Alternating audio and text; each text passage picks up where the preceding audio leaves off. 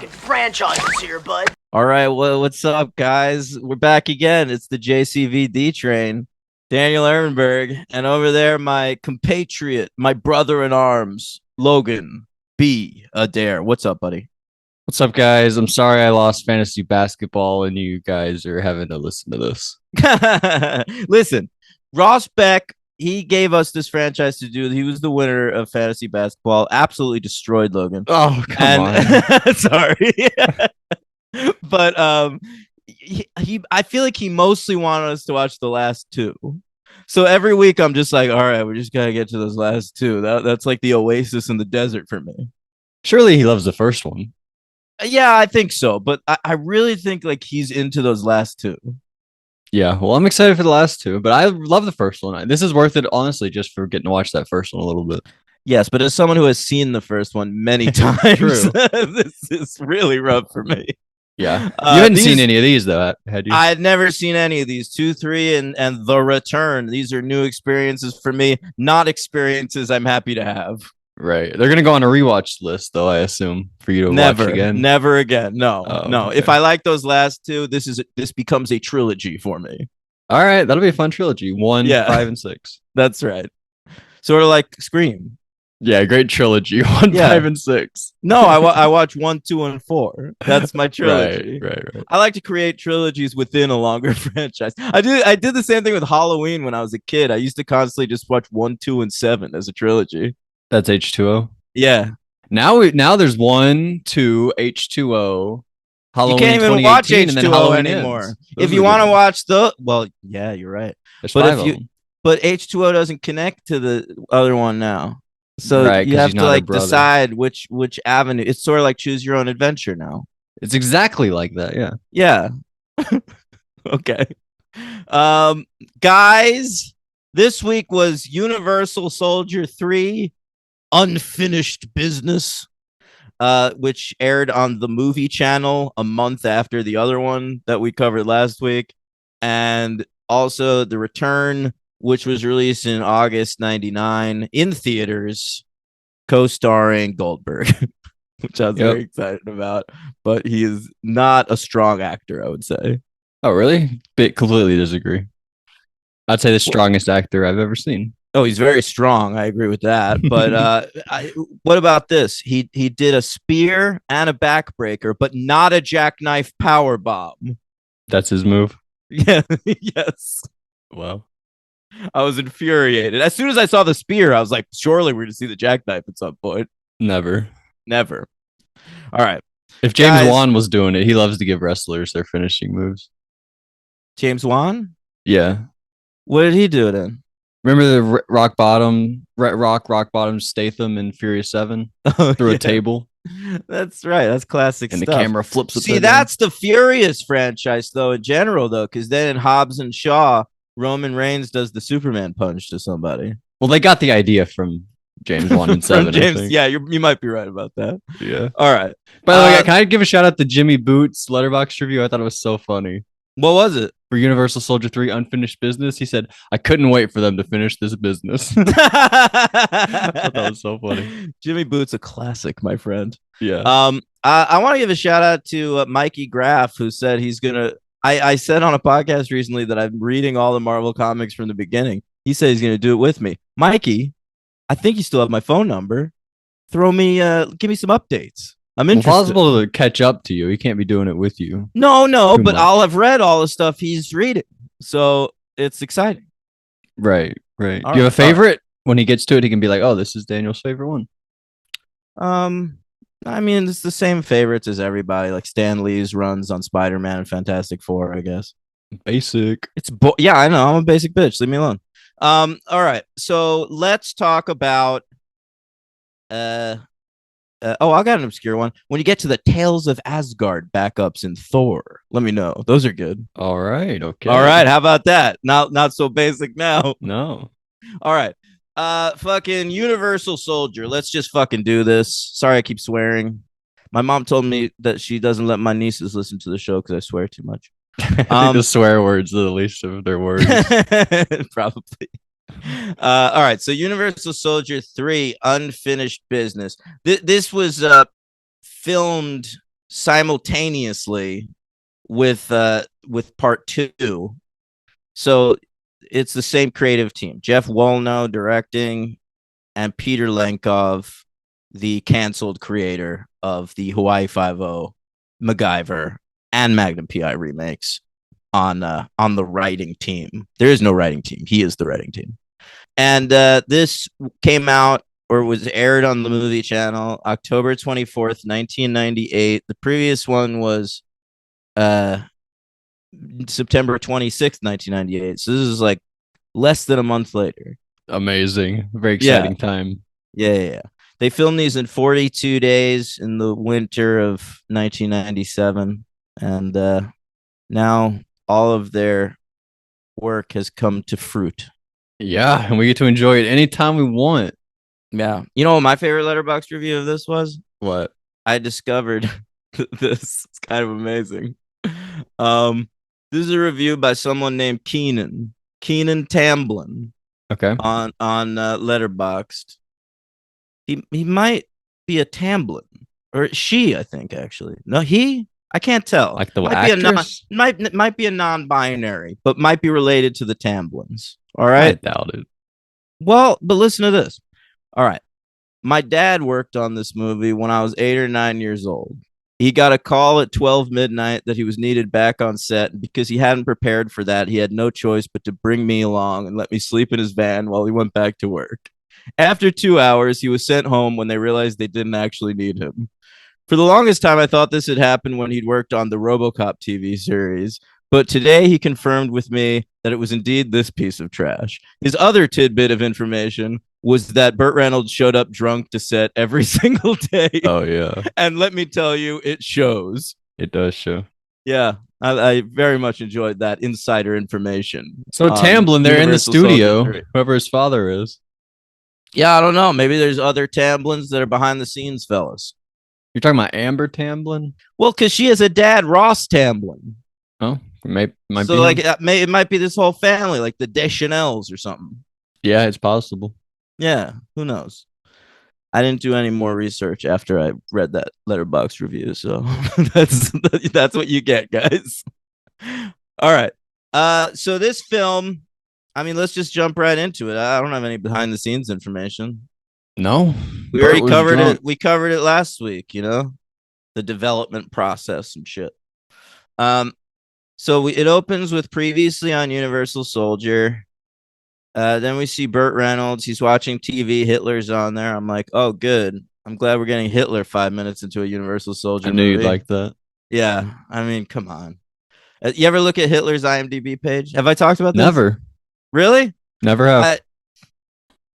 Anytime like they just show Hitler in a movie, there's lots of Nazis out there. So somebody's out there popping that on his IMDb page. So like Hitler has like 600 credits on IMDb. That's incredible.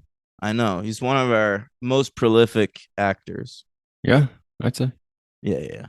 Not a lot of range though. He's always playing Hitler. Yeah, he's always credited as himself, it looks like. Right. It's either him or Taika Waititi. Then we get let's see what's going on back at Universal Soldier headquarters, right? Yeah, that's all I'm interested in. Yeah. So we got that doctor that we like set up in the previous movie. He worked with what's our friend's name? Of course, Luke? Gary Busey.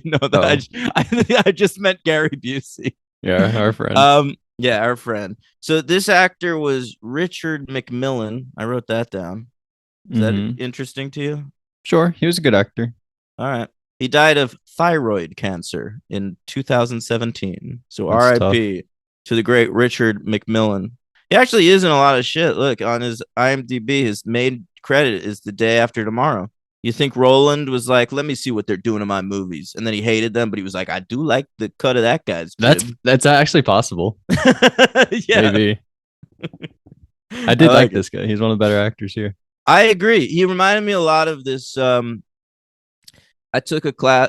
I briefly minored in music in college, and I took a class that was Chopin and Brahms. It was just those two composers, and the main guy, they call it the professor in college. Right. he he'd he'd done some vocals for the Pet Shop Boys, so he was like in the know. And he looked just like this guy, and he was the teacher in that class, and he would always sing everything in like a real Good opera morning voice. to you, It was Daniel. I'm not even joking, it was like that. Wow, Yeah. that sounds fun. It was actually a good class. Yeah, I learned a lot. he didn't fuck your girlfriend. I'll tell you one thing. One of my professors in college fucked my girlfriend. This isn't him. So No, that was that's Zucker. Professor Joel Zucker getting fired. Yeah, He's I mean, might be probably dead. now. Yeah, he's probably dead. He was super fucking old when he fucked my girlfriend. But but this guy, he's all right. I'm pretty sure he's gay too. All right. Let's discuss the doctor. He is now breeding babies to become Yes, he universal is. soldiers. That's an interesting development in this franchise. And we later find out that it's actually JCVD's brother from the. We shouldn't call him JCVD because he's not. No, Luke. he's Luke. Mark something. Matt Matt Battaglia. Battaglia. Yeah. Whose dad played college football with Burt Reynolds, and that's how he ended up in this movie. Right. So yeah, Luke. He had a brother in the last movie. You'll recall Jean-Luc, his brother Eric. Which you thought was ugly, I remember. Well, I don't think Eric in general is ugly. It's just a weird contrast to Jean-Luc. You know, my friend Eric Nelson's probably listening to this. I don't want to talk shit about his name. No, I don't mean the name. I remember you thought that actor was ugly. The Oh, brother. I do. I think he's facially ugly. Yeah. You're not wrong. I'm not wrong. He pops back up in this one, and I was immediately like, yuck. Yeah. All right. So he's breeding that guy as a baby. Yep. Fun. We see him later as like a little teenager. Yeah, he's trying to convince him that like I'm your dad. All right. It worked. Kind of. Yeah, for like a second. I don't understand why. Okay, so at the end of this movie, once he's like grown back up into Eric, he has the memories of the original Eric. But why would he? I He's don't lived know. an entire life. Like, surely when they regenerated him, they did it from his DNA. His memory wouldn't be involved. Yeah. The whole ending that the brother Jean-Luc shows Eric a photo of when they were younger, and he remembers he's my brother, so he doesn't kill him. But I had the same question. How does that make any sense? That's not your brother. Like, I understand, like, you look like You're just a clone of yourself. Yeah, you're just a dude. Your it's very dad is stupid. that doctor, as far as I'm concerned. I think he's right. Yeah, I didn't get it. Yeah. All right. So we check in with Veronica, you know, the one who was Allie Walker in the first one. Now, I've come to like this actor, I think. Yeah, she's a little better in the second one. But it's weird to say that because they filmed them concurrently. So I think she was just better Maybe in some of Stockholm the syndrome. Well, that's very possible, first of all. But also the most interested in this movie I ever was during that like terrorist standoff part. The beginning? Yeah. Same. And she weighs heavy in that. So I guess like she had more to do in this one. But I thought that other actress was good too. The woman holding him up. The one like, I need $5 million from everybody. I thought she was really fun. She was all right. That was the best part of this movie by far. Like I think most of the people that are following along with us at home that post on Letterboxd about these movies all said like 2 is better than 3. And I disagree. I kind of think 3 is better than 2, and it's just because of this one sequence. Because this sequence is better than any sequence in that first one. I thought 2 was like had more fun direction, and it did. It definitely like less crawled by. I don't know. Maybe. Yeah, the first one felt more. I mean, the second one, whatever. It felt more effortful than this. I don't know which one's better. I'm not saying that one's better or anything. I don't know yet. They're both real bad. I mean, it's like, you know, what's better? You know, a bee sting or a wasp sting? I go a bee sting because you know that motherfucker's dead afterwards. Because that's the thing with bees. Satisfying. They die after they sting you. So I every time know. They get me, I know he's dead. I know, like, yeah, he might have got me, but he's dead. I'm still alive. Bitch. Wow. That's such a good way of thinking about that, Logan. Yeah. So there you go. So optimistic. Yeah. Or pessimistic. I would like think about their death. I don't know. I'll tell you that Veronica in this movie had bee-stung lips. What does that mean? Full lips? Yeah. Big lips? Yeah. Okay.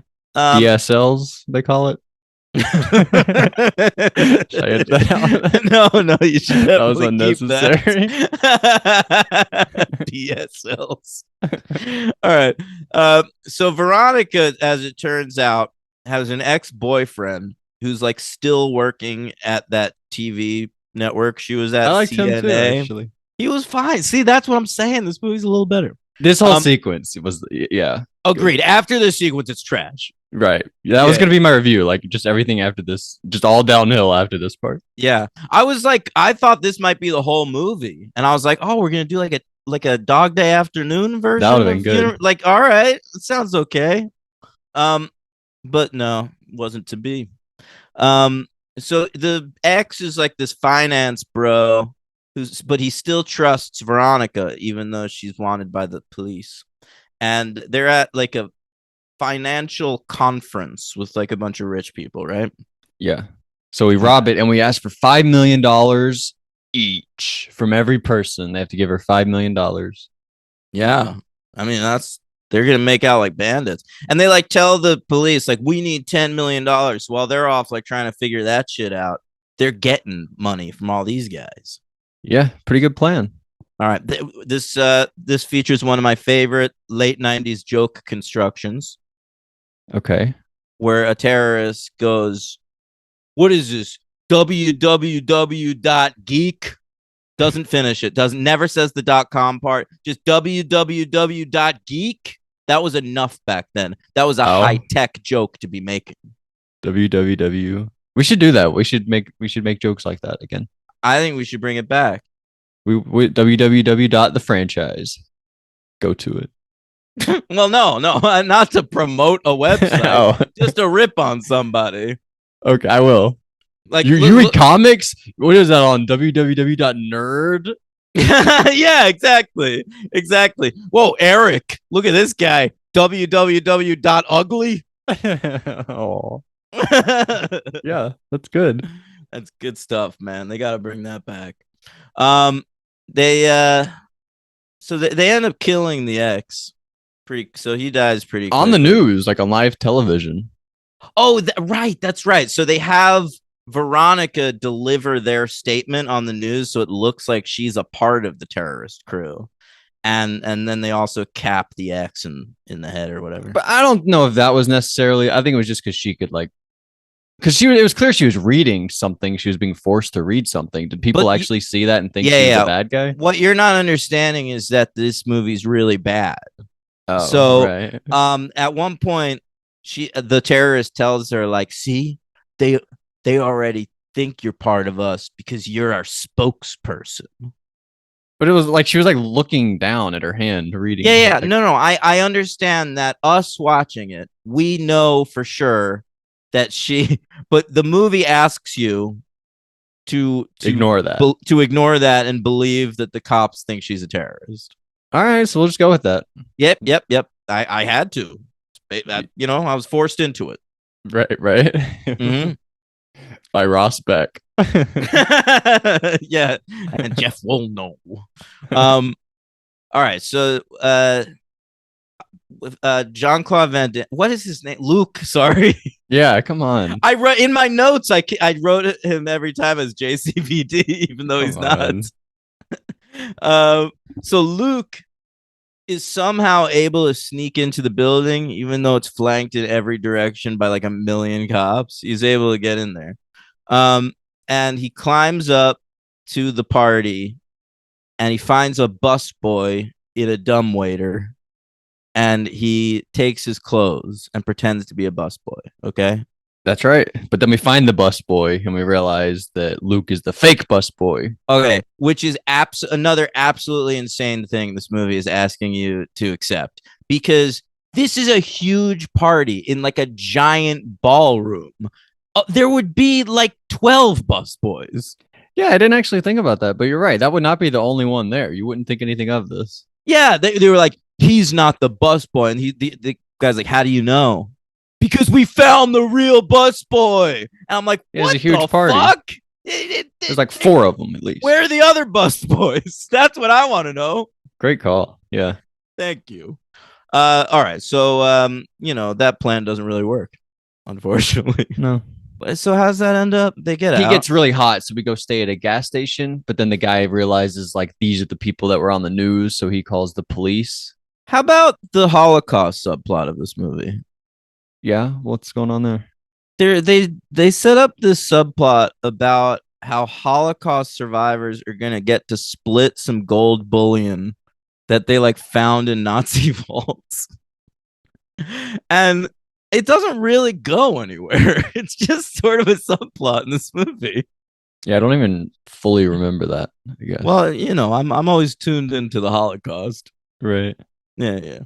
All right. Where are we at now? Oh, Did you like this like nerd character? Who? I think it's the actor Matt Berman who plays Med Tech. I had problems with the cast figuring out what actor is who in these movies. Yeah, this was Tim's LVP in the last movie. Oh, okay. He's probably my LVP in this one. I really did not like him here. Oh, he's very. I didn't poor. remember he was a recurring character. Oh my god, dude! The part where at the end, like he's trying to like wake all the sleeper agents, and he's like, "All right, nailed it." Like, I'm like, Jesus. yeah, I did not like him in this one. Yeah. The Jerry Orbach character's back in this movie. Just some old guy, not Jerry Orbach, but still. Well, how long after the last one is this movie? Because I thought it seemed like pretty soon after. Is it not like? Yeah, right I think it's like immediate. How did that guy age so much? Well, he hasn't aged, Logan. He's just gotten Alzheimer's since the last time that we've seen him. And if you're like, how does someone get Alzheimer's in only 1 week? I was wondering that too, but there actually is an explanation for it. Yeah, they like fucked his memory or something. Yeah, it's not that they're pretending it's Alzheimer's, but it was actually a memory serum that was installed by a sleeper. That's a new thing in this movie. Sleeper Universal Soldiers. A sleeper Universal Soldier that was working in the old person's home. It's actually like a VA hospital. I think I also had a problem because it was like an older actor too. So yeah, no, that's true. But he was also transferred to Pennsylvania, which I thought was weird. Like, if a dude in an old folks' home in Nevada or Utah or wherever it was, Arizona, like gets Alzheimer's, is your move going to be to immediately transfer him all the way across the country to a place in Pennsylvania? I really think that this was just because they could only film in exterior places that can look like. All right, so they're in Canada. I think that matters. Yeah. I think they're filming this in Canada, in like the East Coast, and they're like, we can only double for East Coast. We can nothing we can film up here in Canada looks like Arizona or Utah. So we're just gonna have him he's transferred to place in Pennsylvania. I mean, I guess that's entirely possible. I didn't really think about it. I don't really know. There are no places in Canada that look like the West. Probably not. I don't think so, man. Yeah, because like all like the real landscapey areas up there are like trees and snow and shit. So we're supposed to believe these characters went all the way like across the country and back in this movie? No. That's the thing. They're already on the East Coast. Like they got there in the last movie. Like they drove up from where the parents were in like Nolans or whatever. Right. And so I think like to make it easier so they didn't have to go back to the West Coast, they transferred this character to the East Coast. Yeah, they brought him to us. I think you're right. I do think you're right.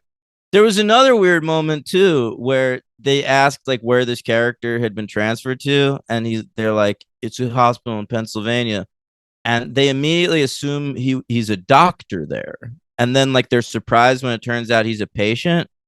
But this is another case of I don't think they watched the first movie, because when they go see this guy in the first movie, he's a patient already. Yeah, so they would have known that. They wouldn't have needed to clarify that. Why would they assume he was working he was not working? He was a patient in a hospital in like Arizona, and then was transferred to Pennsylvania to be a doctor there. No. What do you mean though? They didn't watch the last, like they filmed them back to back. No, I meant the first movie. Oh, right. Yeah, I don't know what. This is a weird fucking franchise. I mean, look, we're gonna ignore these two going forward. So like, it's not like we have to get hung up on this shit. It's just weird that like they can't even kind of keep our up with their duty to own do that, continuity. Yeah. Yeah, you're doing a good job. I just really, it's so confusing and so nothing. I'm glad you're holding on to it more than I am, honestly, because I'm really not.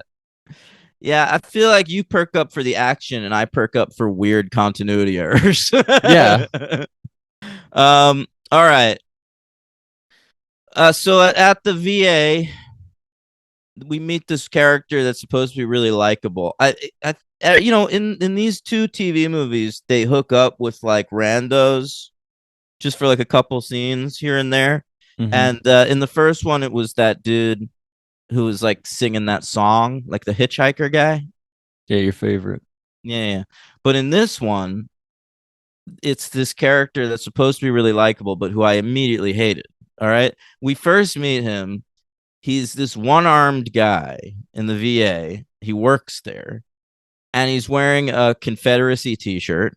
A great way to get me into a character. Mhm. And he immediately is just like talking to this nurse, like, "Ooh, can I get up into them cheeks?" Like it's he's just awful. Yeah, he's And like, you need a hand, and he like takes off his hand and like yes, jokes like that. that's right. Yeah, I could hold you tighter with one arm. You know, something. It's he's fucking obnoxious, and like all of that is supposed to make us like him because it's 1998, I guess, and it's just cool to talk shit about women. It's like those early Friday the 13th movies, how you're supposed to like the weird nerd type character, but they always make him just like obnoxious losers. Oh my god, you're right. The Like pranksters, they call yeah, like the dead fuck kid. Yeah, And, you're supposed to like those guys, but they're always so annoying. You're right. All right. What do we got here?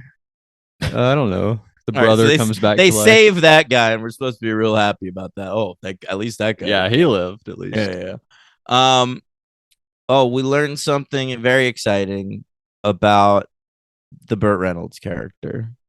Okay, his accent. No, his name. All right. You remember this reveal? No, I mean, yeah, but I don't remember what it was.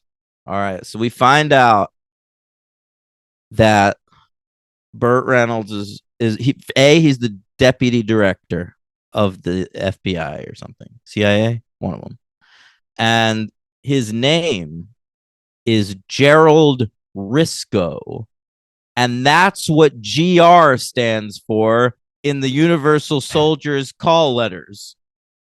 That's right, where they're all named after Burt Reynolds' character. Yeah. Now you might have thought that meant like grave. I think it's called something in like the previous one. I don't remember. Yeah, I don't know what it is either. Grave something. And but this is like, no, it's this Burt Reynolds character. Which changes nothing. It really does, but it's presented as a big reveal. And you know, of course, not followed up on in future Universal Soldiers because this character will not exist after these movies. And it's meaningless, too. Like, yeah. And here's another thing that's weird about it. Gerald Risco is just one letter off from a dude, this old wrestler who they were using a lot in WWE at this time as one of Vince McMahon's stooges named Gerald Briscoe. I thought that's what you were going to say.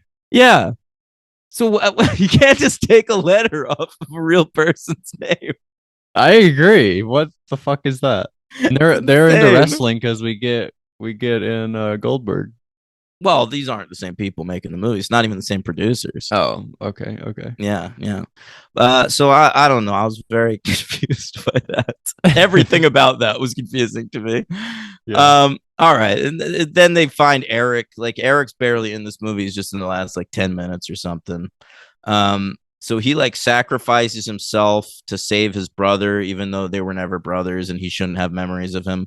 Mm-hmm. And then they finally confront Burt Reynolds on a rooftop, and he like confesses, like, so yeah, of course my name is Gerald Risco, and they're GR soldiers. And of course, I've been regenerating dead soldiers from Vietnam without asking anybody about it. So, what are you going to do about it? And she's like, well, I'll tell you what we're going to do. We're live on TV right now. Oh no! So Yeah, his yeah, only resolution is to commit suicide. Immediately commit suicide. Jump off of this building that they're on. Yeah, but no problem. He's revived later as a Unisol. Yeah, this is what Tim was saying last week. Like, death Yeah, it's a doesn't good call, matter like, in yeah. these movies because like anyone could be resurrected at any moment. Yeah, I was think wondering actually. grave resurrection. That might That's be what it is. GR in the previous one. Yeah. That sounds good. Yeah. Yeah, I was actually maybe having a problem putting like placing why I didn't care, and I think Tim nailed it with that. Like nothing matters because anyone can just be brought back to life. Yeah. Yeah. So Bert's dead, but also he's like alive the next scene. So it's like, who Right. gives a shit? Exactly. And we didn't mention, by the way, the bank robbers earlier. They're brought back as Unisols. Oh, So that was pretty right. cool to That's see true. them like later on. But Yeah, they that don't really was do too alright. much. But it's cool to see them. Yeah, at least it's characters we know rather than just like randos we don't give a shit about. Exactly. And it ends where we're building a home. Luke and Alexandra, what's that? Veronica? Veronica. Yeah, they're building a nice home. Are they? I don't remember that part. He's like hammering wood together. They're building a Okay. home. And then Yeah. you want to say what happens at the very end? Oh my god, this is my favorite part of any Universal know. Soldier movie. This is unbelievable. So there, I told you there are sleeper Universal Soldiers. That's like Universal Soldiers who don't know they're Universal Soldiers until they're activated, you know? Mm-hmm. And so they keep showing like these terrible exterior shots of different government buildings, and it's like the nerdy doctor guy with the glasses is like GR-63 activated, and then you'll hear a voice go like reporting in. Yeah. And the last one, this is the last shot of the movie, and what I think should be the last shot of any Universal Soldier movie. Every movie. Every movie. Yes, agreed. They cut to an exterior shot of the White House, and they're like, GR-52, report for duty. And you hear a voice, I'm reporting for duty, sir. I did not have sexual relations with that woman, Miss Lewinsky. With that Unisol? Yeah. I mean, so it's implying that Bill Clinton has been a sleeper Universal Soldier. Yeah. I mean, Bill Clinton, a president that was known specifically for being out of shape. Really? Because That was his thing? We've had some fat presidents. Bill Clinton was like the fattest one. Bill Clinton, like, he used to eat McDonald's a lot. I know Trump, like, so.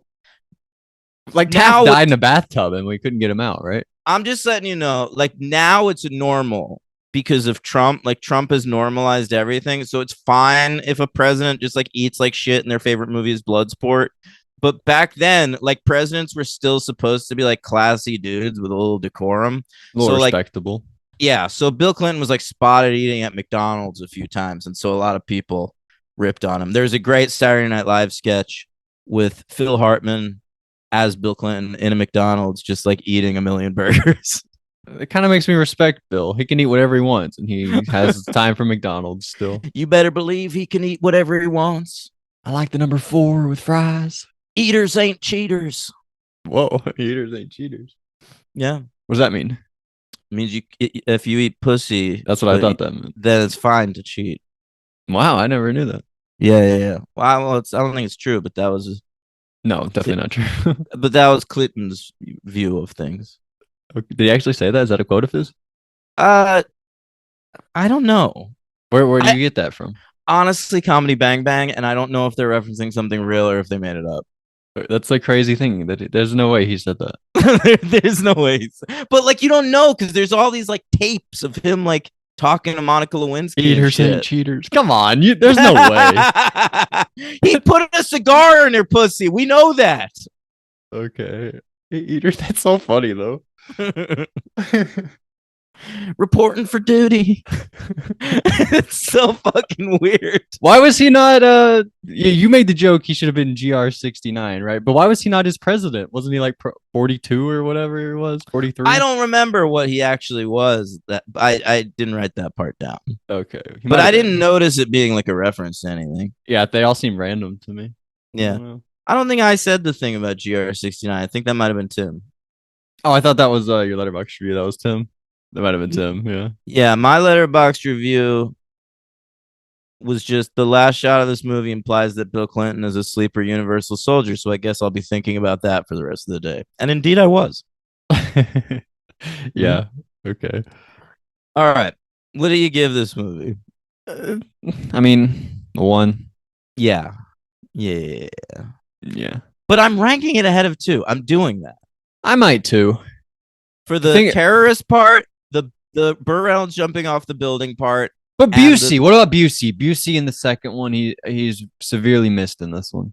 I cannot argue. If that's your argument for 2 being better than 3, I will fully accept that. Gary Busey does add a lot. He cries a single tear. Of course I remember. Are you kidding me? One of the weirdest acting choices I've ever seen in my life. But yeah, this one he's not there, so you can always argue that. But I was just more invested in this one. Yeah. It had the Bill Clinton part at the end, which blew my fucking mind. So I'm so far 1-3-2. I really don't know yet. I really don't know. All right, who's your MVP? I think I'm gonna go with Veronica. Wow. All right, Veronica. The woman. That's so funny. I'll go with the doctor guy. How about that? The one that has Alzheimer's? No. The one who's like working for the Universal Soldier. Oh, project, of course. Who, like raised the little boy. Yeah, I like that pick. I like that scene he has with him where he talks to him. He seems proud of his little guy. Yeah, I kind of like that scene too. It had like an eeriness to it that was lacking in literally every other moment in this movie. Yeah, felt professional. Yeah, it did. And who's your LVP? Oh man, I think I'm gonna go with that nerd character, the Tim glasses guy. Yeah, that's fine. I'm gonna go with the main guy, Luke. Yeah, I remember I gave it to him. So in the second bad. One. I tried to like give him the benefit of the doubt in that first one, but he has like more to do in the first one. The second one's really, I mean, the third one, yeah, the second, yeah, whatever. Yeah, this is really more Veronica's movie, I think. And totally. So like he's just like, I'm gonna talk like this. Yeah, that's it. I'm gonna deliver my lines like this. You better be okay with that because that's what you're getting. And his face is doing the same thing. You get nothing from his face. Nothing. Absolutely nothing. JCVD, there's a humanity in that character. And that's why the message of Universal Soldier is the best Universal Soldier is the one that still retains his humanity. Okay. You get that out of that movie from JCVD's performance. Whereas in this one, you get absolutely nothing out of this performance at all. Yeah. I agree with you. All right. So that's where we're at. You ready to get into the return? This was a weird movie. I didn't expect it to be like there's like a 2001 character. Yeah, it's like a real supercomputer movie. Now, the reason you think it's weird, I read this after watching it because I thought it was weird too, and this made it make more sense to me. This was not written as a sequel to Universal Soldier, but when they got the rights back, they adapted it into one. That makes sense. I can completely see that. I can see how this is just some like post Matrix like tech guy movie. And they threw Universal Soldiers into it. Yeah, it actually makes me like it a little more. They were like making something, and then they were like, "Oh, we can make this Universal Soldier," and they actually did a pretty good job. I thought wasn't the worst. I mean, it's definitely the second best one, right? Yeah, only because it feels like a movie, whereas the last two did not feel. They felt like amateur productions. But like, this is the second best so far, but like a vast distance from the first one. Oh, yeah. Like this movie's terrible. Yeah, you're right. Yeah, all right. All right. So here's where we're at. the rights were still held by that like Canadian production company, but the dude who produced the first one was trying to get them back. All right. Yeah. So he finally did after those aired and no syndicators picked up the TV show because they watched those movies and they were like, fuck no. So they the rights reverted back. I think there was like a bidding war over them between like two companies, but the original company, TriStar, got them back. So they decide they're going to make that script that they were already developing into a movie. Now, the original script was written by this fellow, William Malone, and he was supposed to direct the movie. Okay. But when they turned it into a Universal Soldier movie, he was like, I'm less interested in that. And also, he got an opportunity to go write and direct The House on Haunted Hill. And so he went and did that instead. Okay. I always forget with that. That's not Liam Neeson. No, that's The Haunting. They came out the same year, so I completely understand the confusion. But House on Haunted Hill, I think he's got Famke. Yeah, she's in there, and also your friend James Marsters. What? Are you serious? Yeah, he's in that. Anyway, House on Haunted Hill, it's okay. Certainly better than this. So that guy is mostly a director, but he has a writing credit on this movie because he worked on the initial script. He also goes on to direct Fear.com. Oh, classic. Yeah, which, I mean, if we were joking about that movie, we would say www.fear. Exactly. The reverse of what we were talking about earlier. Right, exactly. I prefer Cry Wolf.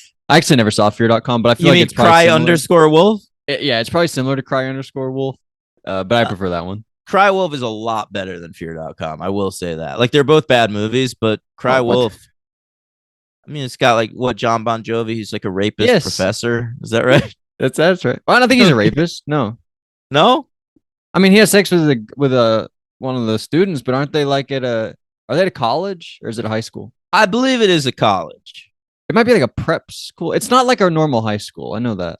Listen, it's not okay to fuck students, even if you're a college professor. I'm looking at you, but it's not illegal. It's not rape at that point. I did it twice.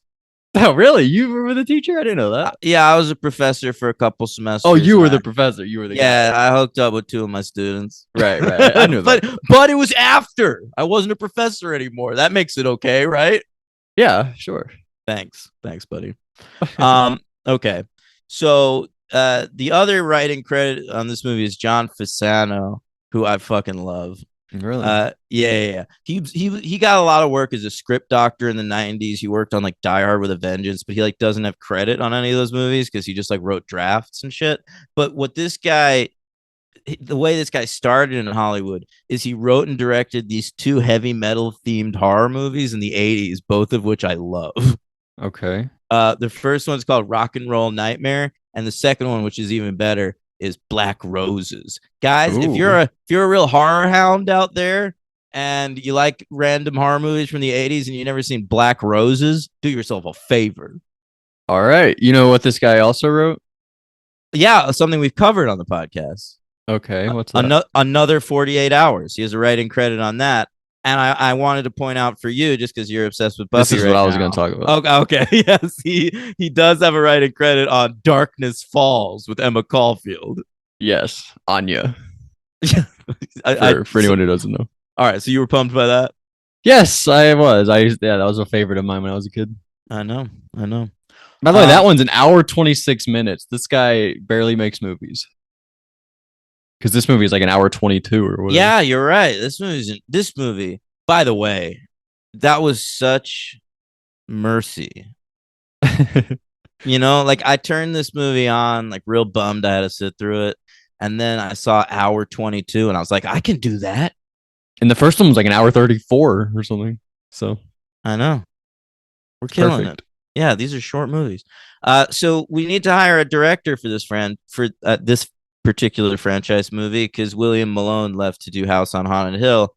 Who are we gonna get, Logan? McG. No, not McG. Oh, I don't know.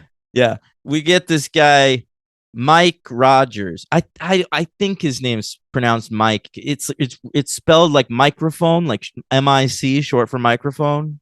Right. Microphone Rogers. It could be Mick Rogers. I don't know.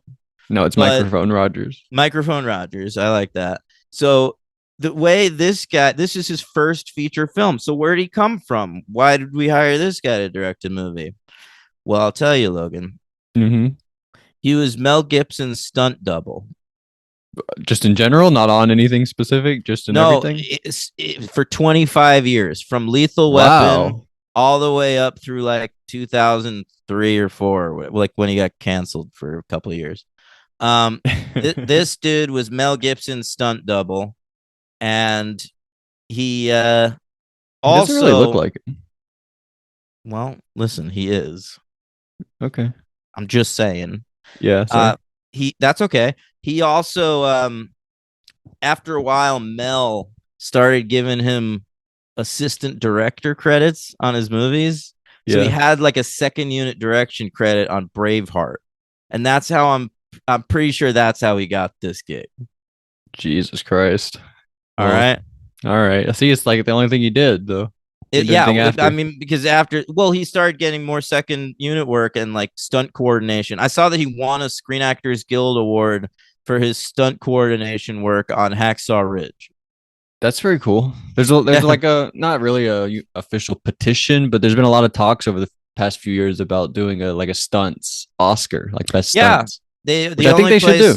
I agree. The only place that really does it is Screen Actors Guild, but the Stuntman's Guild is like a major thing now. I mean, that Fall Guy movie's all about it, right? Yeah, all those John Wicks too. Yeah. Well, I guess it's not about. I know what you're talking about. This guy also has an Oscar, Logan. Okay. Because he invented like a car-mounted camera that hadn't previously existed for the first Fast and the Furious movie, and they gave him a little special Oscar for that. That's awesome. How about that? That's so cool. So Oscar-winning director Microphone Rogers. So if we go watch like the 2002 Oscars, there's going to be a part where there would be a part where they're like, over the weekend, some special arts Oscars were given out. You know how they do that? So right, yeah. Yeah. And they like show clips from the ceremony. So you might see Microphone Rogers going like, thank you to Mel Gibson first and foremost for giving me my career. I want to thank my brother Oxcord. Yep. And fuck the kikes. Okay. Oh wow. Yours was funnier, by the way. Your brother Oxcord. Well, yours wasn't funny at all. Yours was just shocking.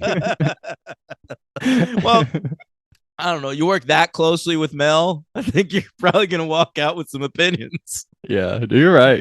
Especially if Mel likes you that much, he has to connect with you on some level. All right. It's this movie came out August 20th, 1999, which feels like a good release date for it. Like they release movies late August that are like they feel like big summer movies, but they're not sure whether they're gonna make money or not. Yeah. But the problem with this August was the first week in August, The Sixth Sense came out. Oh no. All right. And it came, I think it debuted in like second place or something, but then word of mouth started. Like, you gotta see the fucking Sixth Sense. There's a twist. Check out the fucking twist on this bad boy. And like I remember hearing about it. Like I knew there was a twist before I saw the movie. But I hadn't been spoiled on what the twist was. I saw it in like week 2 or something. So this was like week 3. And that was the problem, was the Sixth Sense was just destroying anything new that was coming out. Yeah, that makes a lot of sense. Can I say something that sounds like I'm doing a bit, but I'm not?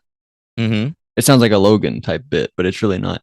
I'm pretty sure the first time I saw The Sixth Sense, I guessed that he was dead. That does sound like a Logan bit. I know, it sounds like I'm lying, like that's such a thing, but I'm pretty sure I was watching it. I was like, wait, is he dead?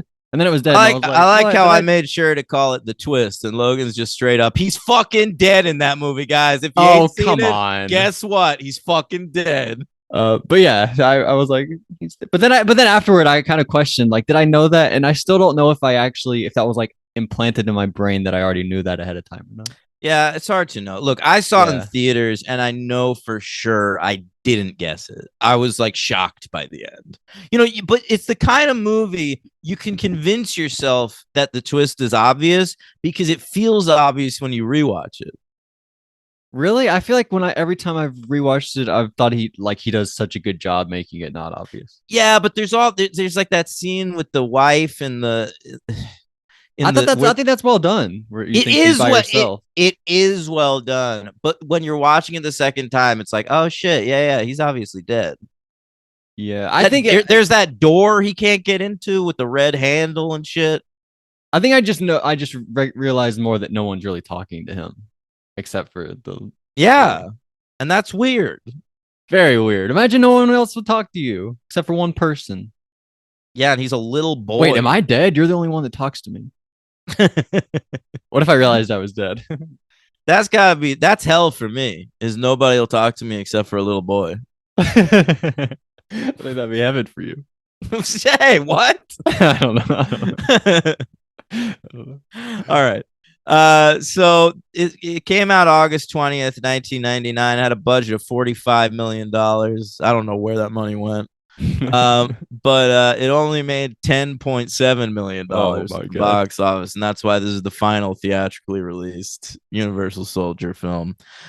Came in at number 123 at the box office, right between The Astronaut's Wife with Johnny Depp and Charlize Theron, which I've seen more than once. He plays an astronaut, Johnny Depp. Yeah, he goes into outer space and he's an astronaut, right? But then he comes back and he's different. Oh, What happened to him up there? That's cool. Like he's a different person. Like like he's No, he's still Johnny he's just Depp. He's just acting differently. He's into different shit. And I remember at one point he fucks Charlize Theron at this museum during a banquet. okay. Weird. I don't. That sounds like a bad movie. It is. You guessed it. Okay. So it made slightly less than that and slightly more than Drop Dead Gorgeous, which I haven't seen like since it came out, but has really developed like a cult following over the years. Why is it called that? It's like a comedy that takes place in and around beauty pageants. Okay, it's not about like a zombie or something. No. Okay. But yeah, I don't remember anything about it. I think it might be directed by one of the dudes from The State though, which is pretty cool. That's cool. Yeah. All right. You ready to talk about the movie? Oh yeah. Best movie ever. How'd you feel about the opening creds? Hated it. You mean with the Hated digital readout? You hated that? Because I thought it was like actually telling us something about the plot. You know, like typing on a computer, like in 1993, the system started. Right. But then it was just like, this production company, this actor, and I was like, what the fuck? Film by Microphone Rock. Yeah, it looks like this is important, but it's just like the way they're doing it. I really didn't like it, honestly. I'm surprised you, because I really did have a reaction that I hated it, and then it's weird you asked that question, that because you never do that. You're never like, what about the opening credits? So did you have a reaction to that too? No, I think it's interesting that you had a reaction to it. All I wanted to bring up was that I couldn't believe Goldberg in his first movie ever got the "and" credit. I believed that.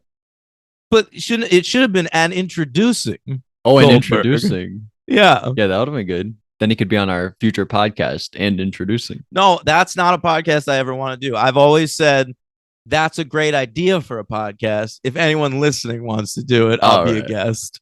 Oh, okay. And no one still ever did it?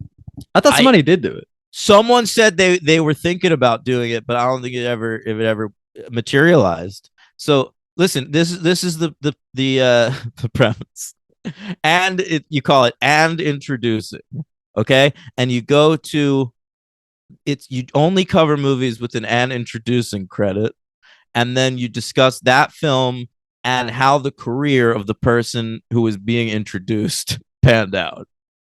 Yeah. It's all right. Great. I don't know why no one ever did it. Perfect podcast idea. Somebody fucking do that. All right. Yeah, I agree. And you'll be on this episode. I will Universal Soldier: The Return. No. Oh wait, he's not introducing. No, he's not. This isn't eligible. Damn it. But I'll be on there, man.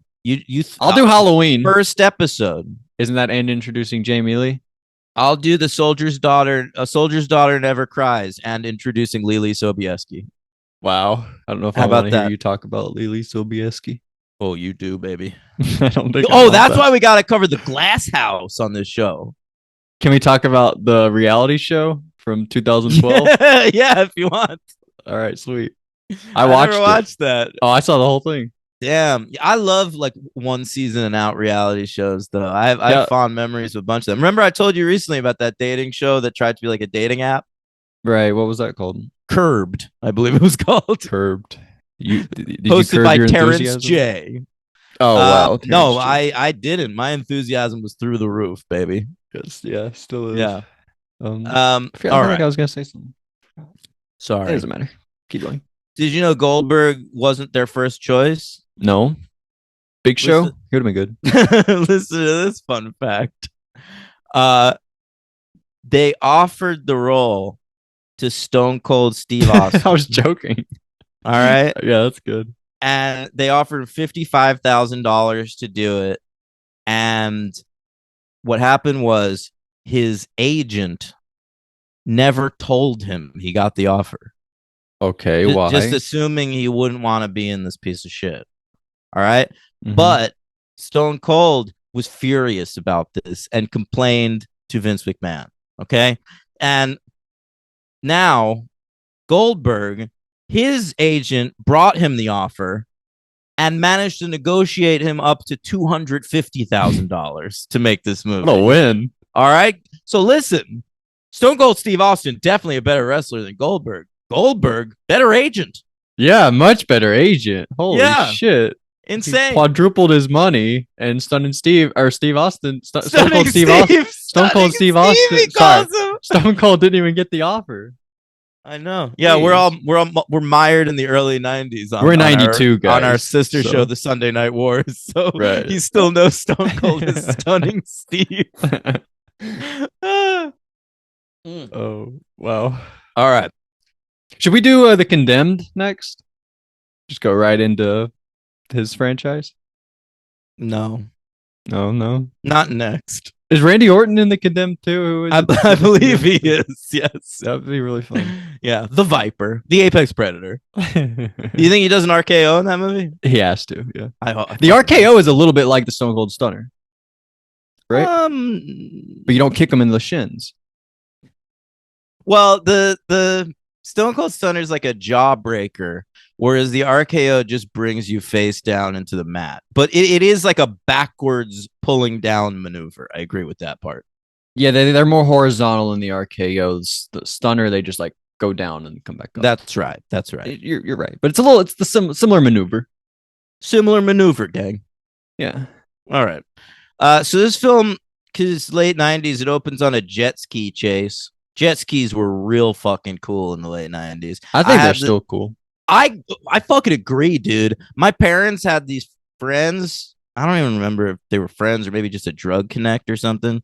And they one of them had a jet ski, and I remember like going out on the jet ski when I was like a kid. Like I just hang on, we'll go on this jet ski. Probably super dangerous, but like it was awesome. I think it's one of the cooler things you can have, honestly. It's like way better than a motorcycle or any kind of car, I think. A jet Well, ski. Motorcycles, every time I think one looks cool, you got to deal with that sound, which is annoying. And also, they're super fucking dangerous. Like you could just crash and die any second. Any second. Yeah, I guess same with a jet ski, but there's no But there's you're like on way the less water, traffic. man. Yeah, you're on the water. So even if you crash, even if it's real bad, like you got a chance to swim back up. I've seen terrible deaths from boat crashes. This is not a boat, it's a jet ski. Jet ski. I've seen jet ski crashes too. All right. But you're right. You're right. I had a PlayStation game called Jet Moto 2. That was a jet ski racing game, Logan, and I played the fuck out of that. Okay. You ever do Grand Theft Auto? Go get on the jet ski right around the ocean? Have I ever done that? Only 1,000,000 times. Yes. Did you know if you do story mode on Grand Theft Auto, there are sharks? Oh, I did not know that. It's the scariest fucking thing. That's really cool. I never really did story Never mode. do that. Honestly, I was I'm always scared just right in now. online mode. What you do is you take a jet ski out and you just drive along the coastline capping fucking passerby. Yeah, that is fun. Yeah. But don't get too far. They're sharks. Yeah. There are sharks. Okay. So the jet ski, the whole time I knew it was just going to be like a Universal Soldier exercise. Same. Yeah, there was no stakes whatsoever. But Goldberg's chasing Jean-Claude, who's like partner at this point is this Asian lady. Maggie. Is that the character's name? Yes. This is my LVP. Look, really, this is one of the worst actors I've ever encountered in a movie. I thought that she was pretty bad too. I didn't think she was in it enough. Just every line reading, it's like, how was that a person that was hired to be in a movie? And then I looked her up. I looked her up, and she was like a fitness instructor that they just threw in this movie. And then after this, she just didn't make any other movies. Yeah, she was really bad, but I really didn't think she was in it that much. She's in it enough, man. Okay. Because she has that thing where she comes back at the end and like saves him for a second. Yeah, you're right. Kiana Tom is this actress's name. And like, God bless her. She's been married since like 2002. She has kids. I hope she's leading a wonderful life. But boy, oh boy. Yeah, couldn't deliver a line. She was also a former Raiders cheerleader and appeared in Playboy once. That's awesome. Is it? Yeah. That's right. Cool. But I mean, I don't want to spoil my LVP, but we can keep going. Okay. So yeah, we see Goldberg tries to rape her. Or Goldberg's first line of dialogue in this movie is a rape threat, and I'm just like, please, guys.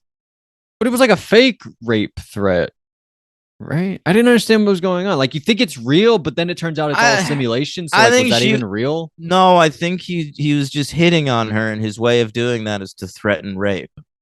So what an odd moment. Yeah. I don't know. Now, I wondered, because Goldberg is famously a Jew. How did Microphone Rogers feel about that? What? Yeah. I'm assuming he's an anti-Semite. I mean, what is he gonna? Is he gonna say anything to him? No, but I'm like, God damn it! I should have gotten Stone Cold. Yeah. I bet he is saying that, but I mean, yeah. I bet once he's there, he didn't say anything. All right, so Jean-Claude, let's catch up with our great character Luke from the original film. Here he is. He's back. This is real Luke. Real Luke. Jean-Luc. All right. So he has a daughter now, which was surprising. Yeah, well, this is years later. Years that we finally took a little break from the first few movies. Yeah. Well, the last two movies pretend that the first movie took place in like 1998, whereas this one, it's supposed to be like real time, like the last thing happened 7 years ago. Right. And now is that woman, she's dead. Veronica's dead. Veronica isn't mentioned in this movie, and the mom that is this kid's mom is just some random extra that they like threw into some photos with Jean-Claude Van Damme. Oh, that wasn't. I thought that was supposed to be the same character, though. I think this comes from rewrite stuff, because that wasn't. I think the mom wasn't supposed to be dead. The other reporter character in this movie was supposed to be Ali Walker, and they just changed it so that he's meeting her for the first time, rather than has a history with her. It is the same character. It's just a blonde reporter. Yeah, because she's and like she's just hanging around the Universal Soldier building for no real reason, like shooting a story that they really probably wouldn't let her shoot. So like I think she was originally just supposed to be there because she's married to Jean-Claude Van Damme and has a daughter with him. So he married that old character and had a child, and then he was supposed to meet the same character again? No. You're getting it all wrong. This character who's dead, who's not a real character, was not supposed to be in the movie. Okay, this is rewrite stuff. It was supposed to be Jean-Claude Van Damme is still with Veronica from 1992. Okay, they've been together all this time. They have a daughter now, and that's why she's in the building. All this stuff about him meeting this new character, that's rewrite. Okay, but what's real? Like, Veronica's dead, right? We never hear about Veronica in this movie. We do. Doesn't mom say or doesn't the daughter say mom died? But mom isn't Veronica. Why not? If The it- last movie ended. They were building a house together. They were like, If gonna live a happy mom was life. Veronica, that Logan, 2 and What? 3 are not in continuity with this film. Oh shit. Oh yeah. I hate this shit. All right. Why so not? I kind of like their relationship. Just pretend those don't exist. This is a follow-up to Universal Soldier. So instead of killing off Veronica because Ali Walker was making Profiler and couldn't come back and do this movie, they just invented a random character that was the mom who's dead now. Gotcha. Okay, we're on the same page. But then this new character is not Veronica. We've abandoned Veronica. We've abandoned Veronica. Yeah. Okay, and then this girl is Erin. We learn Erin Young. Yeah. KTXD. Okay. All right, we're on the same page. Okay, I'm so glad. Sorry, I'm sorry. No, that's okay. Yeah, that was you were just bumping into still thinking about the recent movies, which is understandable because they're Universal Soldier 2 and 3, but also they don't exist anymore. Yeah, see, I didn't know that until you explained it to me. Like this whole time, I just thought they did exist. And let me tell you, next week when we cover 5 and 6, this one doesn't exist. Oh, all right. All right. But the others do? 5 and 6 are connected. Like 6 is a follow-up to Only 5. to 1? They're only But connected 5, to 1? yeah, 5 is a requel to 1. Gotcha. Holy shit. Listen, franchises are stupid, guys. Yeah, and this is one of the more complicated ones. I had no idea. Yeah, it's pretty wild. I should have explained that. I thought you knew, but even for the listeners, I should have explained that. No, it's all right. The movie should do a better job. You shouldn't have to do that. That's true. Yeah. So it's like what I always heard with the new Star Wars movies. It's like, well, if you read this book, you did. And it's like, well, I shouldn't have to read the fucking book. They should be in the movie. Why do I read a goddamn book? know that character like Ahsoka that everyone got excited about. It's like, what? You don't know that fucking character? You didn't watch the Clone Wars animated series? And I'm like, fuck no. I'm an adult. I watched the movies. Yeah. All right. There's gonna be like 1 million people now on like the Patreon going like, dude, you should watch that Clone Wars show. It's good. Is it good? I feel like I've never heard those. Like if I heard a Star Wars thing was good, I would watch it. People say it got better as it went along. You kind of have to power through the first 2 seasons and then it gets good. But then I'm like, I'm not doing that. If there's anything that you guys say is good, like worthy of watching, then I will watch it. But I've only really seen the Mandalorian show. I mean, that's the only one I've liked so far. That's what I heard. So that's all I really stuck with. Yeah. Okay. So the daughter, Hillary. her name is Hillary. Her mom is dead. It's some rando. And the other thing we know about her is she has an Alanis Morissette poster in her room. Really? Yes, I spotted it. Wow. I ought to know that. I didn't see that. Very exciting. The whole scene where Jean-Claude Van Damme is like saying goodnight to her. It's just Alanis looming in the background. That's so good. Did you like? I said I ought to know. That was pretty good, right? Oh, that is pretty good, man. I didn't make the connection. I know, that's why I had to double down and say it again because I assumed the listeners didn't get it either. So you I got one hand in my joke. You got one hand in your pocket. The other one's making a reference. That's exactly right, man. She is great. Of course she is, man. And this came out the summer of Woodstock '99, where she performed. Wow, amazing. One of the only I watched a ladies. documentary on that. I never did. Oh my god! Yes. I mean, I know like there were rapes that happened, but yeah, but that is like formative of my whole life. I know. I feel like we'd connect on Ham Watching here when we talk about that, but I just never saw it. We should get your mom on to talk about it. Scott. What? Scott Stapp. Was that Woodstock? Oh, of course. Yeah. My Scott mom's super in his white Scott shirt. Stapp. Yeah, big time. Mm-hmm. You remember all that? Yeah, he went with a white shirt and jeans. And I love all the stories about your mom. Whenever she like was watching porn that one time and you caught her, but she said it wasn't porn. Yeah, it was because the porn was called like The Two of Us or something, and she was like, I thought it was the story of us with Bruce Willis and Michelle Pfeiffer. So funny. But you saw through it, right through it. Are you kidding me? Is that a good film, The Story of Us? No, I have seen that, and it's not. Right. Okay, listen, Logan. Yes. There's a supercomputer in this movie. Yeah, his name is Seth. Yeah, which is a pretty fucking geeky name. to name a Yeah. supercomputer. www.geek. I liked, even recently, like Logan Paul was ripping on Seth Rollins on WWE, and he was like, "You think you're badass? Your name is Seth." What's up with that? Seth. Like Seth is like a nice.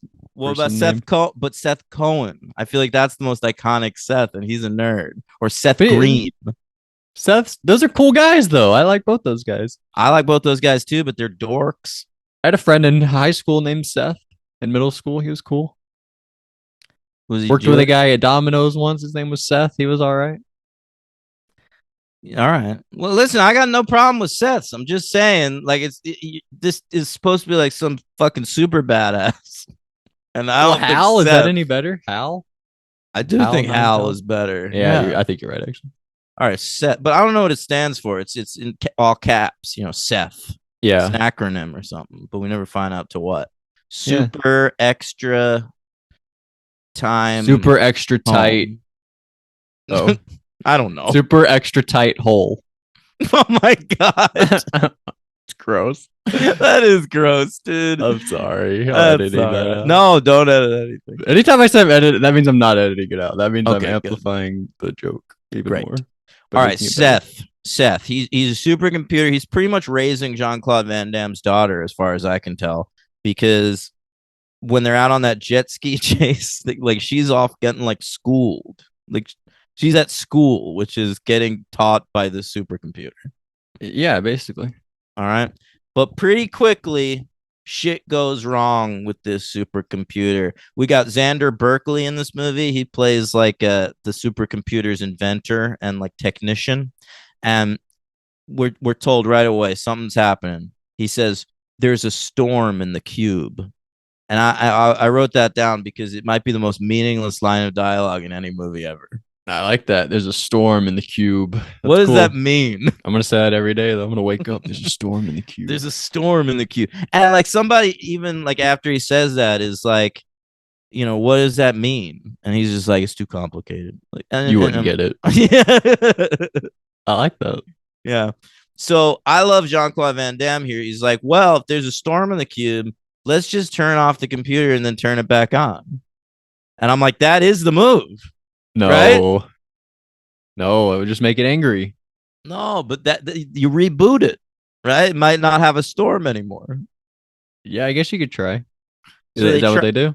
Yeah, they try that, but when it turns back on, it's like the supercomputer. They're looking at a computer monitor, and the supercomputer's like, "All right, Seth is back online." And you see a hand, just like a pixelized hand, and then he goes, "But on the other hand, fuck you." Oh yeah, and the hand, the digital hand, gives the finger. That was the best part of the movie. Probably. It was one of the coolest things I've ever seen in a movie, guys. Don't sleep on that part. Yeah, they thought they had it, but then it turned around and got God, them. how does it feel to get just like pwned by a supercomputer like that? It's gotta suck, especially by one named Seth. I know, Kidding totally. Oh my god. All right. So some chaos happens. The supercomputer like reactivates all the Universal soldiers, which is like Goldberg's squad. Mm-hmm. And Maggie, there's one part where she saves the kid by riding Goldberg down some stairs. I mean, she doesn't really say. Isn't this where the daughter like breaks her neck and ends up in the hospital for the whole movie? She really save her that much? She gets her to the hospital, but she like Goldberg's about to shoot her in the face or something, right? And she like is able to knock him down on his belly and then ride him down the stairs, sort of like when you were a kid and maybe you like went down in a wagon or something. Yeah, or I've seen people like ride a mattress downstairs. Yeah. It's just like that. But yeah, and his head goes like through the wall and he can't get out. Oh yeah, for a minute. that's right. Pretty funny stuff. All right. He plays a guy named Romeo, by the way, Goldberg. Yeah, I guess that's just like his call letter. Oh yeah, I think R is Romeo in military. It is, yeah. Yeah. But all right. You want to talk about Squid? If we have to. This guy might be my LVP. I didn't like Squid that much. You recognize the actor, right? No, who is he? This dude has been in so much shit. Like, it's not even funny. He's in Silence of the Lambs. What? He's in Okay. Ed Wood. Uh, what else? He's in an episode of Buffy next season. You get Okay. pumped to see him there. He's in an episode of Gilmore Girls I really like. Um, what else? I mean, he A ton of really shit. got a lot of work in the 90s. He's in a Seinfeld. An ER, a Yeah. West Wing, Yeah, there you go, man. 2 Home Improvements. He's in an X-Files. Wow. All right, so Do you this know guy, Weird Science had a show? of course I did. I watched a lot of it. He was in an episode of that. Mm-hmm. He was in a It was, Sabrina the Teenage Witch. This guy was in like an episode of everything. He was in it an was episode of Seinfeld. Yeah, I said that. Weird Oh. Science, the TV show, was on the USA Network, Logan. And if you stayed tuned after Weird Science, Duckman would come on, and Duckman. I watched that block a lot. It was like 11 p.m. and 11:30 p.m. Weird Science, and then Duckman. Don't say Duckman. That scares me. There was an episode of I think the X-Files or Twilight Zone or something where like somebody's face turned into a duck, and I saw that when I was a little kid, and it was like Yeah. the scariest thing I'd ever seen up to that point in my life. That's a Twilight Zone episode called Eye of the Beholder. Oh, yeah. don't tell me. Don't. I don't know. I don't want to know that. Check it out. No, I already forgot it. I don't know. All right, let's put this guy in. This is playing Squid. All right, Yeah. and he's a He created computer- Seth, basically. Did he? I think so. I don't think he did. I think He seemed to know a lot about Berkeley- it. I think Xander Berkeley created Seth, but Squid has been like Oh. communicating with him over the internet or something. Yeah, maybe he was like he like got really into it and they fired him. I think what it is like he just became really fascinated and like connected to it or something. He really doesn't don't have know. much to do with the plot of the movie. We just cut back to him every so often, and then he dies pretty unceremoniously. Yeah, you're right. But he's a computer hacker, which was a popular character trope in the 90s. And he has blue hair, and he's got computer monitors constantly playing new metal music videos, extreme sports videos, and his communications with Seth. And he's eating a bowl of Crunchberry, and instead of pouring milk in there, he pours Coca-Cola. Did he do that? Yeah.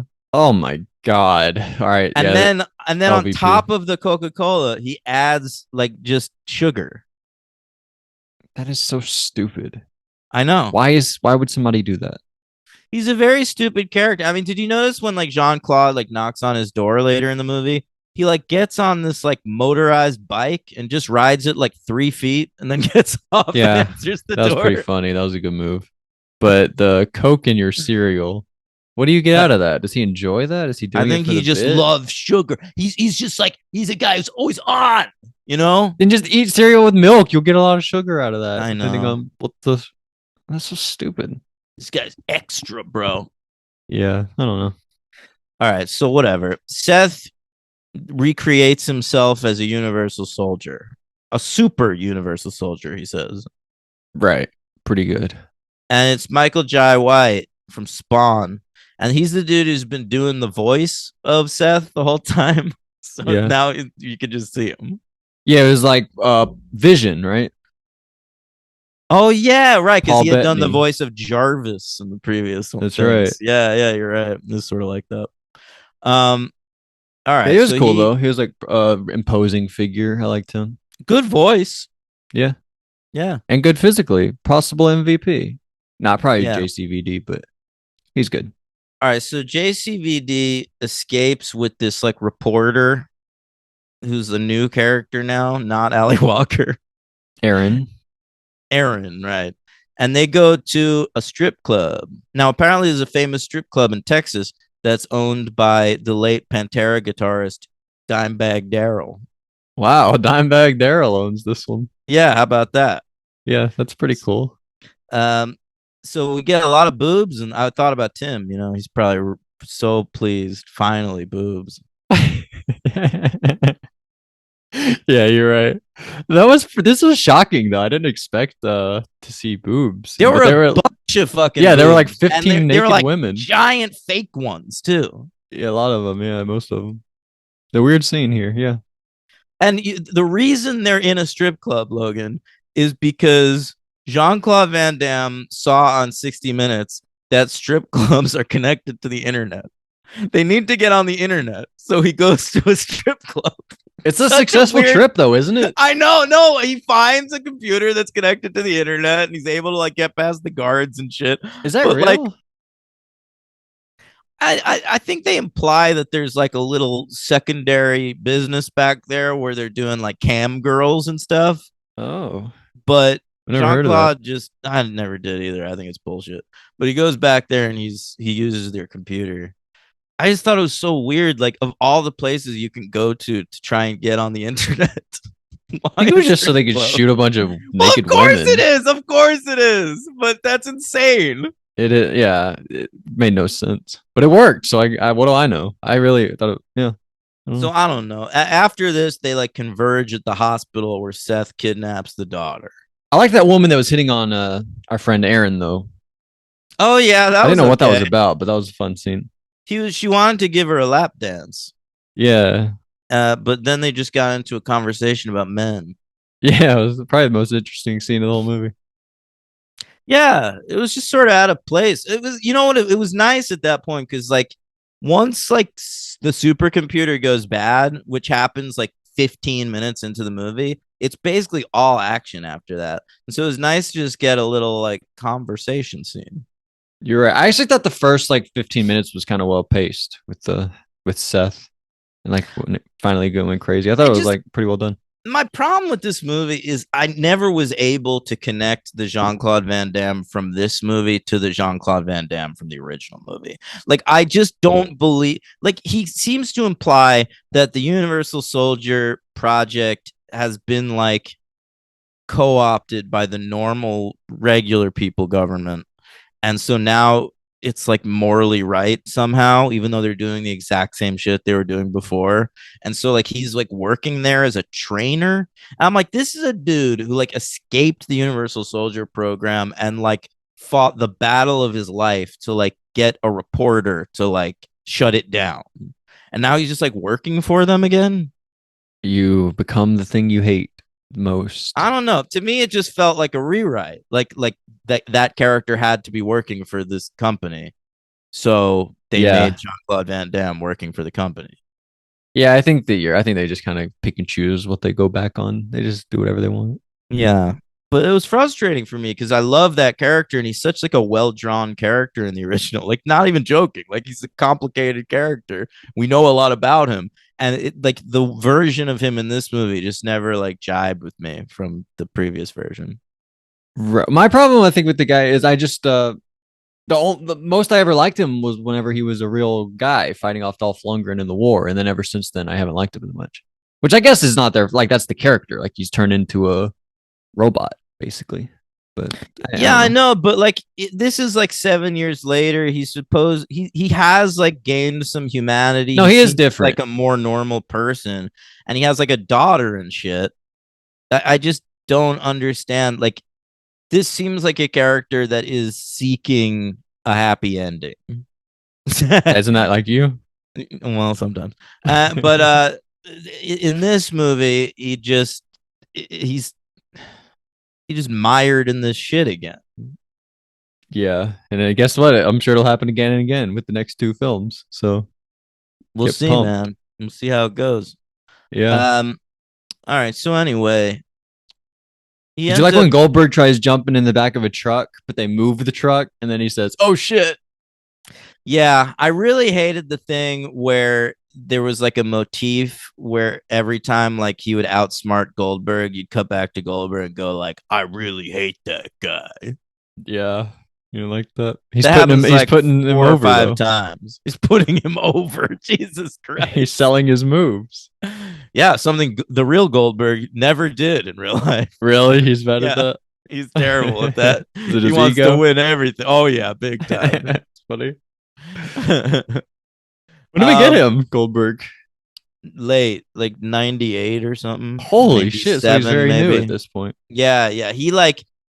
He really made a splash when he frog splash.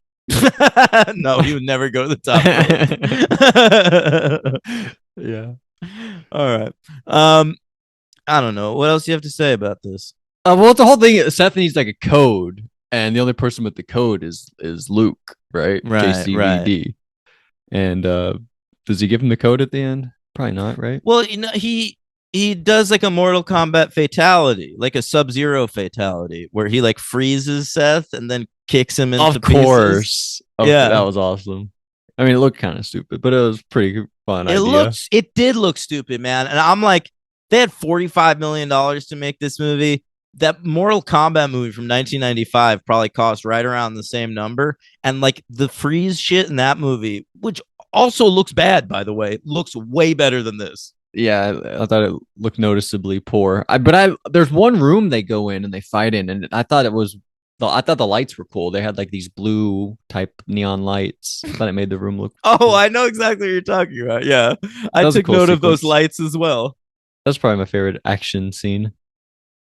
I sort of like the one where the Universal Soldiers are attacking the military guys, and then like they get hit by some bullets and they play dead for a second, and then some military guys are like, "Are these guys dead? Let's go check it out." And they immediately just like all sit up at the same time, like the Undertaker, and just like shoot him a million I gotta times. tell you, when that happened, I was like, "Oh, Daniel's gonna mention the Undertaker," but the Undertaker is it's really Michael Myers. The Undertaker's doing Michael Myers. Oh, you're totally right. Yeah, it is a Michael Myers movie. That great part.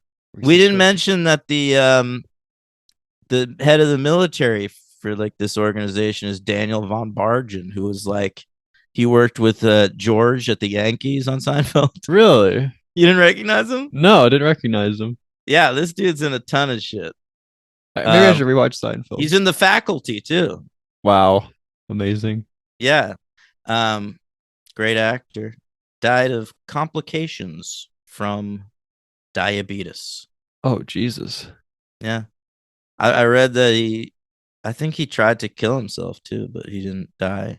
So R.I.P. to Daniel von Bargen. He was actually a pretty good actor. This is like him slumming. Yeah. All right. Well, respect to that guy. Yeah. I don't know. I thought a really fast ending, right? Where he just like hugs his two girls and then oh my God, I couldn't believe that was the end of the movie. Like I know this was an hour and 22 minutes or whatever, but like it just sort of stops. Flat out. Yeah. He saves the day, comes out, hugs his daughter and the reporter, and then the movie cuts to credits. Yeah. Just the end. And it's like a Megadeth song or something. Yeah. It's not as good as that Body Count song from the original. Yeah. Oh, you're right. Yeah. I agree. I like one part where he says cheerleaders, but he says cheerleaders because he has a funny accent. He says like cheerleaders. Yeah, I took note of that too.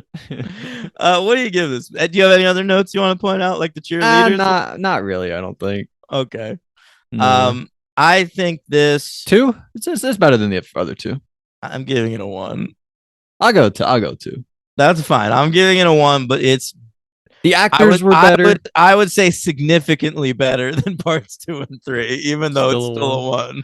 It's way better action. The acting was better. It's a real movie. It's weird, but it's kind of interesting. Yeah, it's a real movie. Yeah, it feels like if I saw this in theaters, it's probably a 1. You're right. I would not be shocked. Whereas if like you went to theaters to see Universal Soldier 2 and it was that Universal Soldier 2, you'd be like, what the fuck am I watching? Yeah.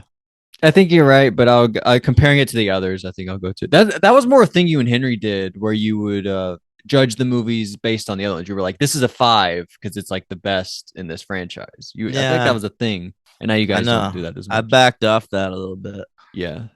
So it's a 1, but I'll give it a 2. The MVP is Jean-Claude, right? Because he's in it. Yeah. That's what I went with. And who's your LVP? Squid. Oh, yeah, that's a good call, man. You were going with the woman. I am. Though. I'm going with Maggie, but like Squid is hard to argue with. I mean, that woman actor was worse than the Squid actor. Oh, 100%. But the Squid character is much worse than that character. That's what I was holding on to, I think. Yeah. All right. Patreon comments? Yeah, I'd love to hear some Patreon comments. All right, let's hear what Ross said. Imagine Ross didn't even comment. I'd be upset. I'd be infuriated. Didn't even care to comment. He says, about the third one, it's so obvious that this was filmed the same time as 2, just so bad. I'd bet anything that they were both filmed in one weekend. 1 star. It's lower than number 2 for me due to the lack of Busey and his tears. Yeah. So he It likes was 2 more than 1. 42 days, not a weekend. Yeah, Ross, come on. Show a little respect.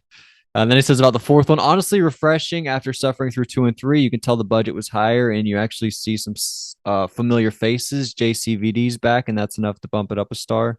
Goldberg misogyny is just off the charts. Ridiculous, though. They literally ADR'd him saying nice tits. Yeah, I noticed that. She just like sort of walks by the camera. And it's definitely a line that wasn't in the original cut. Like they had him like, hey, Goldberg, come into the studio and say nice tits into the microphone. Are we even sure it's him? Could be it. Like, do we know what he sounds like? Yeah, it sounded like him to me. Okay. Who just walked past you? Who just happened to be in the foreground at the time? I'm pretty sure Squid was based on Matthew Lillard's character in Hackers. I've never seen that. I can see that. It's very similar. I think I know what he's talking about though. And whenever he was on screen, I just kept wondering if we ever crossed paths with Zero Cool. That must be another character from Hackers, but I'm not a real Hackers head like this guy apparently. We gotta do Hackers. Yeah, this movie feels. I don't think there's a sequel, unfortunately. Oh, come on. Yeah. This movie feels like it came out in 1995, like Hackers, his favorite film, he says. And it came out after The Matrix in 99. Yikes. 2 they stars. used the word The Matrix. At one point, they're trying to be like real, like sound real technical. And they say his brain matrix when they're referring to Seth. And I was like, oh, I bet they only know that word because of that movie. Yeah. What was Matrix before that movie? Was that a word? It was, yeah. It was like a word you never heard used like commonly. And I feel like after that movie, like people started using it normally. Yeah, just putting it in every sentence. Yeah.